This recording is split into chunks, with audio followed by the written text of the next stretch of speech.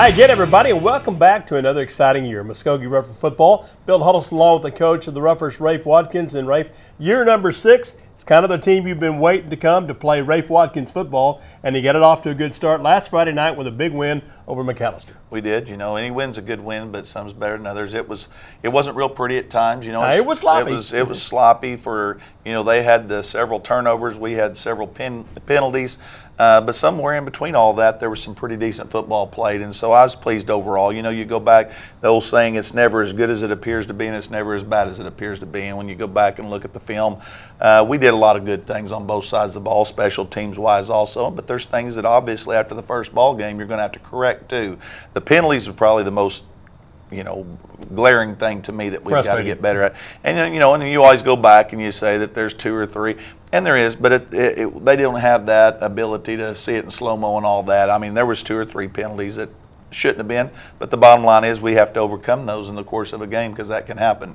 But overall, I was very pleased. Went down there, you know, it was a hot night. Woo. I thought our conditioning was pretty good. We did have 3 or 4 that, you know, we've got some guys that's going both ways. They're going to, if we continue to have this hot weather, they're going to cramp. We hydrate all week long. We've got guys carrying gallon jugs around with them right now. But bottom line is when you get down there and it's 100% humidity and still about 85, 90 degrees, it was stifling. There was no wind whatsoever. I know you felt it up there in the stands where you were even at. I actually had to wear the sunglasses for the first quarter and a half because the sun was still shining bright in our face where we were. And you're right, it was extremely hot for this old fat guy. And I can't imagine what it was like down on the turf because that artificial surface kind of holds a little added heat.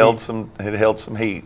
Let's go back and look at some of the big moments of last Friday night's ball game and the Roughers trip to Hookio Stadium against McAllister. Here's one of the guys that had another good night, Jimmy Coleman. Jimmy just solid as always, you know, coming off this for his senior year, coming off of a 1,400-yard year last year, had 176 yards rushing the other night, a touchdown. Here's first play defensively. We have a turnover. Ended up getting 6 turnovers on the night, and, you know, 4 of them was forced like this, and then we'll have the next kickoff. That we're able to create another turnover. But again, Jimmy was his normal self, running really well. I thought our line blocked extremely well. Here's the kickoff fall on the field goal. We're up 3-0 at this point. Come through there, had good coverage, fumble, and then Bigelow had 2 fumble recoveries on the night, and so was really proud that he was around the ball as much. Finally get a score here. We come in, tied through the ball extremely well the other night, was 10 for 18, had 154 yards, threw for 2. That was Kentrell Mitchum. Again, we're looking for great things. Here's where Ty Williams can hurt you both ways, Coach. This is where he's the most dangerous. You know, when he gets out in space, he can run extremely well. He's strong. He's gained about 15 pounds from last year. And then this is the other thing. You know, he's throwing the ball so much better this year. There's Jordan Bradley. You know, Jordan's grown. Jordan's added about 15 pounds this year, and he's about 6'3". He's a big kid. He's a tight end playing wideouts, what it amounts to. And so just really proud of the game that Jordan had. He led us last week with 4 receptions and 81 yards and a touchdown. Defensively, you know, again, we had a few mishaps of just misreads. We didn't do a very good job in the first half on the screen, and we got much better in the second half. Kentrell Mitchum here with a 56-yard punt. You know, that's a beautiful thing to have. I hope that we don't have to punt a whole lot on the year.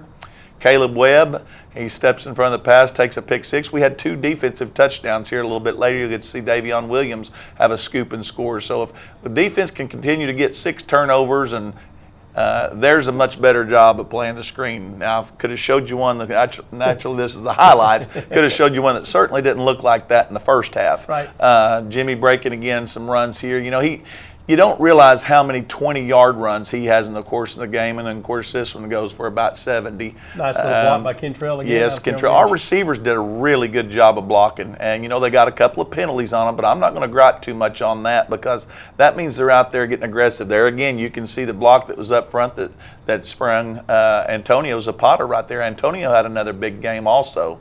And then here's Big Davion. He gets him a score in the first game of his senior year, and we'll probably never hear the end of that one 30 years from now. That will have ended up, I think it was 22 yards. By the time that we end up, it'll be 99, I'm sure, by the time he has his 10-year reunion.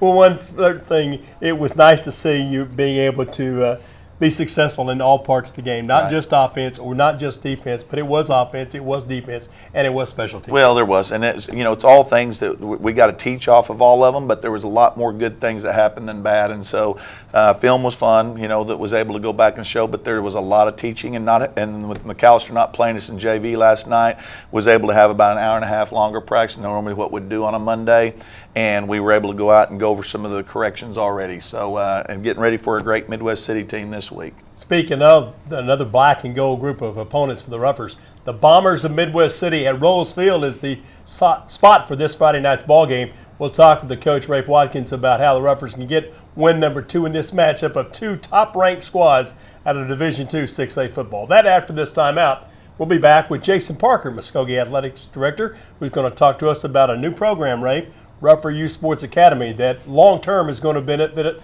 from the start all the way to the finish line. We'll do that with Jason Parker when we come back on RougherTV. Our facilities are a bit outdated compared to others. They have more than enough, and we're fighting just to have enough. The Made for More 2019 Student Investment Plan is about our kids and the future. Our kids deserve this. Our town deserves this. Our teachers deserve this. I just don't see why our students wouldn't be worth it. If we're not worth it, who is? If our community's not worth pouring into, then what community is?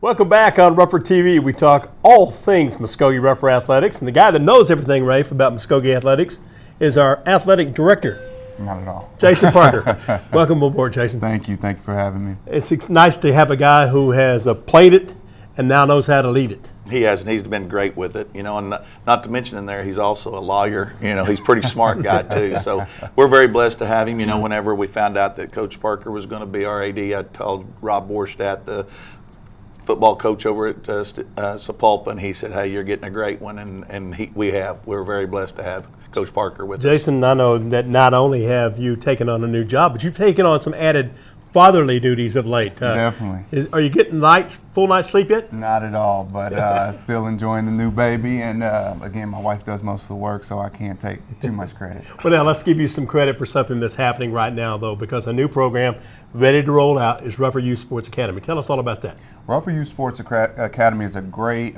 coordinated program between us and the Muskogee Police Department, whereby we're going to put together youth sports programs for 4th through 7th grade.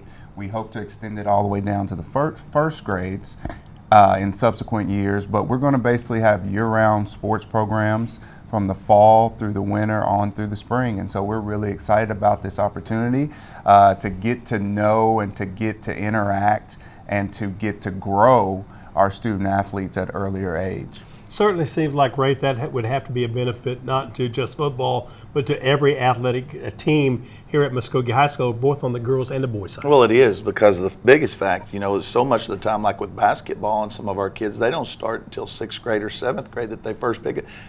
I know it sounds crazy, but if you're already just now picking up a basketball or a baseball or something in 6th or 7th grade, you're way behind. That's not to say that you can't still be successful, but you are behind the game at that point in time, and this will definitely give us an advantage. Jason, I have to think, too, that those programs will give good instructional situations. Just not going to be go pick up a basketball or just go play flag football or whatever sport you're involved in. You're going to be teaching them fundamentals, which every sport and every coach certainly appreciates. And it's a huge component to a well-rounded education. I often compare athletics to academics in that you have to be taught and develop a foundation at an early age in order to know the things that Coach Watkins is going to teach you at the 9th, 10th, and 11th and 12th grade level. And so similar to academics, we have to start this curriculum at earlier ages, and kids really take on to it, and it really helps their development later on down the line. And that's not just, like you said, from a sport skill development standpoint, but also from the development of character, development of work ethic, development of health and wellness,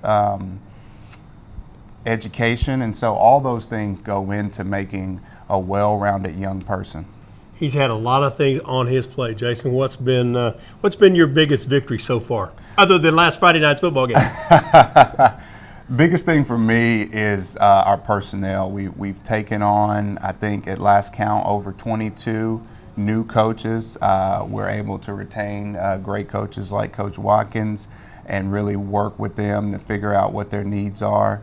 And it's really been a comprehensive effort between the school board, Dr. Mendenhall, Dr. Dice, Coach Platter, and myself to really shore up our staff and make sure we can take this thing to a whole new level. And you've shared with me the fact that you were so happy to have Jim Platter to come on to be your assistant athletic director because he's a rougher from a long time ago. Yes. And then you got a little office help too from Miss Karen. Oh, definitely. Our inner office, our great staff. I couldn't have wished for better. Coach Platter's inner knowledge of not only Muskogee community, but the Muskogee athletic department. He's been integral to what's been going on here for the last 30 years. And what's most important to me, he's done it the right way. And Miss Karen, you can't beat her. She also is a former employee, so knows the people and is now learning the athletic side of things, but has that inner office experience, which is huge for us. Okay, Rafe, you and I normally talk about this in segment number 3, but we're going to go ahead and put the pressure on Jason here right out of the beginning. Jason, I know you were able to claim victory last Friday night on the road. Give us a prediction for Friday night's game at Midwest City. Put me on the hot seat. Okay, I'm going to go 28-24 Roughers. All right, I'll take that right now, and we'll just well call done. it good. Don't even have that. Go down I-40 for it. Just save the travel expense and come back and do this thing again next week. Jason Parker, Director of Athletics for Muskogee Public Schools, talking about our Rougher Youth Sports Academy and giving you a chance to get to know the man who is running the ship as far as Muskogee Athletics is concerned. We're back in a moment talking more Rougher football here on TV 15. Muskogee was a wonderful place to grow up. We had a spirit of excellence here. Things change slow. People get to a comfort level, but there comes a time you could just patch so much and you have to tear down to build back up to get to where you want to be. You know, other schools around us are offering more than we are right now. We've got to do something different. We've got to challenge ourselves as a community to go from good to great. The Made for More 2019 Student Investment Plan is about our kids and the future. People haven't had a chance to dream. All we've got to do is reach for it. Good is good, like you say, but great is great. Which one do you want to be?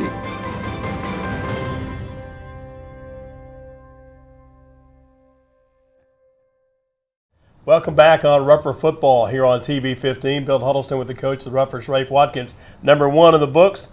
You're going to change to another opponent wearing the same colors, black and gold, and probably a little bit, I don't want to say tougher challenge because you never want to overlook anybody, but certainly Midwest City, one of those top teams in the chase for the gold ball in 6A2 Without a doubt. Much tougher game, hold totally different athletes and a different program as well. I mean, it's Midwest City traditionally for the last 40 years has been one of the top-notch programs, whether they were in 5A or 6A, the big league, or now that we've split it up into 6A2. I think they've been in the semifinals all but 1 year since we've started this 6A2. And, you know, this will be the 4th year for us to play. In the first year, we went down there and beat them at Rosefield 16-12, and that was the year we went to the semifinals.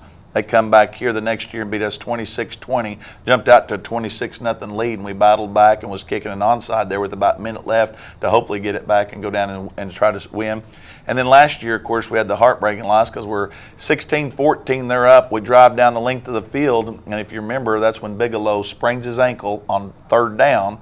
We get him out, but we call field goal team. Well, he was our tight end on that. There's no doubt in my mind his replacement would have gone in had it been like 2nd down and going out for 3rd down. Right. But didn't think about it on field goal because they hadn't been on field goal team. We go out, we kick the field goal, we make it, but we have a flag because we don't have enough men on the line of scrimmage. We put back in his spot, his tight end for him. We had to back up 5 yards and we miss it, and they beat us 16-14 instead of us having the 17-16 win. So it's been a great game all 3 years. I don't see it being any different than that this year. You know, they're 0-2 right now, but we've got to look at who they've played. Bentonville. Yeah, it's not just your Patsy 0-2. No, there's a lot of folks that would be 0-2 unless you're just really, really good in this situation because Bentonville, I think they're the number 2 or 3 team in 7A in Arkansas, and it was at their place in the heat. Bentonville's got probably 100 kids out for football. They were rotating in a lot. They played one of those afternoon highlighted games over there that they had. I think they played it like 1, and it was extremely hot. There's rotating kids in. Midwest City's a lot more like us with the numbers. They just have what they have, and you go with it. And so they wore down. They was actually ahead in the second quarter, 14-13, and then wore down the second half and ended up getting beat like 57-21. But Bentonville, again, is an outstanding team, and then went and, definitely the best team in 5A, one of the top teams in the state, definitely at any level, probably one of the top 5 teams in the state. Carl Albert goes over in a big rivalry and beats them 31-0 last week. So again, it's there's a lot of folks that be 0-2 right now, but they're scary because they do have so much overall speed. They're a type that, we can sit there on defense and stop them for 12, 15 plays in a row and then not have 20 total yards of offense. And then you make that one mistake and they have the guy, whether it be a wide receiver, whether it be that tailback or one of their quarterbacks, and he goes 70 in a blink of an eye, and now all of a sudden you're down 7-0. So we got to play extremely well the whole game offensively. We got to have sustained drives, keeping their offense off the field. And I will say this: they're not as large as they have been in the past. Right. They're but they're still fast, and they're still Midwest City, and they've got 2 outside backers that are both 6'4", one's 225, one 205, and they're outstanding football players. The one has about 12 Division I offers. So again, going there, it will be a good challenge for us. And a longer bus ride this time, and we'll see how our kids react. Well, certainly, your opponent's going to be even more starved for their first win of the season, Sure. And they'd like to be able to kind of tame down the success of the Roughers. But that's all what Midwest City can do. Coach, we often talk about this. You make great strides between week 1 and week 2. You had good success last week, but like you said, it was a coaching opportunity and the kids a chance to pick up where they were and take that next step, and they can do it successfully with a win over Midwest City. Right. Well, first and foremost is taking care of the penalties. We've got to reduce that. I think we can tackle better than what we did in the first. When we were fresh, we did really well. Our big boys got a little tired there in the second half. We got a little sloppy tackling at times with our line. And then on offensively, same thing. We were blocking extremely well at times, and then we got a little tired in the trenches then. So hopefully conditioning. Hopefully again it won't be quite as hot. Looking at the extended forecast right now, I think we're supposed to be in the 80s this Friday with a chance of rain. So that'll be a lot cooler. But again, it shouldn't be a big difference in that because they're very much like us. They've got what they've got, and they'll come at you. And they have about 3 or 4 kids also going both ways. So we'll go down there and just play the best that we can, and hopefully improve from last week and see where it falls. See the Roughers go to 2-0. If you can't make the short drive down I-40 to Rose Field, you can follow the game. You can follow it online on RougherFootball.com. Just click the top of the page. There's a link called Streaming Live. It'll take you right to the start of that live stream broadcast. And another addition for us, Rafe, this season is the return to radio on 101.7. The hometown team, the Muskogee Roughers, on the hometown radio, KTFX 101.7 Okie Country. We'll have our pregame countdown to kick off this week at 6:30 with the start of the game at 7. For head coach Rafe Watkins and for director of athletics Jason Parker, our guest, I'm Bill Huddleston. It's time to win every day the Muskogee way because it's always a great day to be a Rougher.